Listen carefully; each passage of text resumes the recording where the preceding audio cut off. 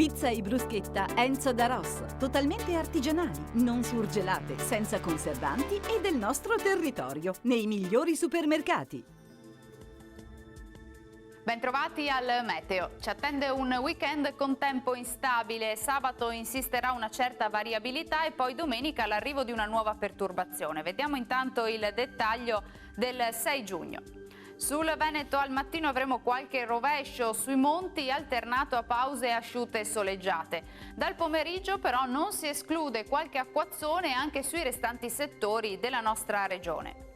Temperature fino a 17 gradi per quanto riguarda le minime, le massime invece oscilleranno tra i 20 e i 27 gradi. Stessa situazione anche sul Friuli Venezia Giulia, con tempo via via più instabile, inizialmente qualche schiarita, poi precipitazioni piuttosto diffuse. Temperature minime tra 15 e 17 gradi, massime comprese invece tra i 22 e i 24 gradi.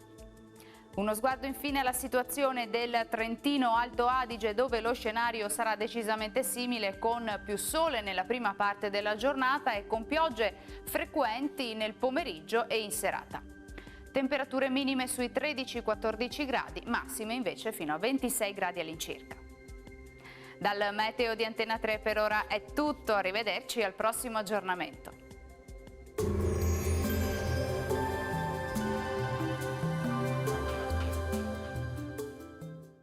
Pizza e bruschetta Enzo da Ross, totalmente artigianali, non surgelate, senza conservanti e del nostro territorio, nei migliori supermercati.